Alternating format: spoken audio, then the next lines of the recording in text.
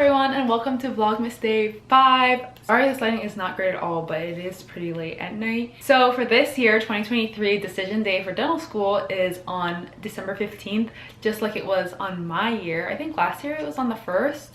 It's been kind of different the last couple of years, I think, with COVID and just like changes and everything. If you don't know what dental decision day is, it's basically the first day that dental schools can send out letters of acceptance, rejection, wait lists, etc. So basically all of these schools are compiling their lists right now as they're interviewing students. December 15th can be the very first day that they send out these letters, make these calls, which is a really big day for any pre-dental student. So if you are a pre-dental student right now stressed about next week, I think I might be able to share a couple of things that might help you ease those nerves. Okay, so overall picture, there are 3 major things that can happen on decision day. 1, you are accepted into the school. 2, you're told that you are rejected. And then 3, you're told that you've been put on a wait list. So first off, I want to talk a little bit about decision day as a whole, share a little bit of facts with you and kind of what to expect as a student. Then I'm going to go into what to do based on the kind of news that you hear that day. So some little tips that I have. 1, of course, put your phone on ringer, like make sure the sound is on, make sure your vibration is on, just because you do not want to miss these calls. I'm not sure what happens if you miss the calls. I know that my haptics were on and my ringer was as loud as it could be, just because I didn't want to lose the opportunity to answer any phone call. Number 2, be aware of the time zone that you're in. If you were to get a call at 9 p.m. on December 14th and you're like, oh my gosh, that's a spam number, I'm not going to answer it, that could potentially be a school. In their state or whatever, it could already be 12 a.m. and that's why they're calling you. I would kind of pay attention to the list of schools that you apply to and see if any of them are in a different time zone from you, so that you can be prepared the night before on the 14th, just in case they call you. I was in Hawaii during December and I got my first call or email or whatever the night before on December 14th. So I would totally just make sure that you're prepared, just in case a school were to call you, email you the night before. Number 3, make a spreadsheet. This is something I wish I had done while I was applying to dental school. I'd make a spreadsheet of all of the schools that you applied to, not only all the schools you interviewed at. As students are declining acceptances, you might have a spot to interview at a school. So I would just make a list of all the schools that you applied to, and then I would have that ready to go on the 15th. I kind of did something like this, but I just did it in my notes app on my phone, so it was really unorganized. I wish I had made it in a spreadsheet that was more organized and easier to read. This is what I would put in a spreadsheet. I would 1, list all the schools you applied to. 2, like highlight whichever schools that you already interviewed at. And 3, have a column that you say if you were accepted, rejected, or waitlisted. For the schools that you get accepted to, I would write down the deposit amount, the day that they need to know by. If you didn't know, once you get accepted to the school, they'll like tell you how much their deposit is. They'll tell you if you want to save your spot at this school, pay this deposit by this date. I think it's a couple of weeks, if not 3 to 4 weeks or something like that, so your deposit is due. You can put down a deposit for multiple schools. And number 4, document. This is a very special moment of your life. You don't have to post this anywhere, you don't have to share this with anyone, but I think it's so special to be able to look back at these moments and relive them, because this is going to be one of the most exciting parts of your career and your journey as a student. Also, if you're planning on recording it, I would go into your apps on your phone and make sure your mail doesn't have like a preview, so when the notification pops up on your home screen, that you don't have like a small snippet of what is in the email. I would change those settings so that you don't see it like on your phone. You can have enough time to grab a camera, grab your iPad or somebody else's phone to kind of film your actual true reaction. I love watching my acceptance video. It's something that I hold close to my heart because it was just such an amazing day. So I totally recommend you doing that, keeping it safe somewhere and being able to watch it, you know, while you're in dental school, as something that'll motivate you, or after you graduate and just like looking back, or just something to show your future kids. You never know. So document. As of right now, those are my 4 major tips for a decision day.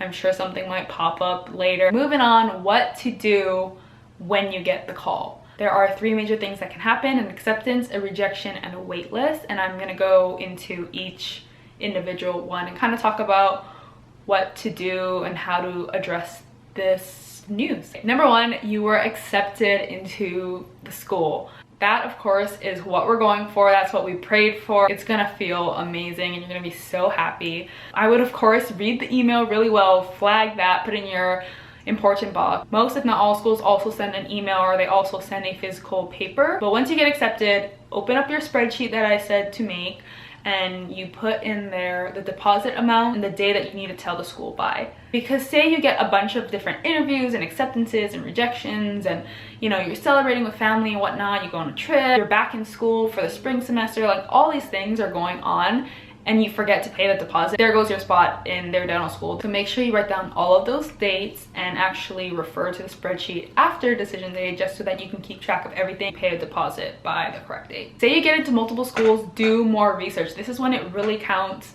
and you want to know as much as you can about a school, just because you want to make the right choice. Not that there is a right choice, but you know, you want to make the choice that's best for you, and that's going to make you the best dentist that you can be. Look at cost, look at location, look at curriculum, look at some special things about the school, look at grading. You're planning on specializing, see how many students specialize, what % of their class does, look at the ranking style, clinical experiences, outreach. There's so many things about a school that you can easily search up, but I feel like the best way to learn about a school is to reach out to a student who goes to that school. When I was trying to figure out where to go, I reached out to dental students who went to the schools that I got accepted to. You never know who posts things online. It could be the dean of the school, or some alumni who has so much pride in the school that of course they're not going to say a single bad thing about the school. So I would totally reach out, not even to just one dental student at that school, reach out to multiple students at that. Everyone is on a different path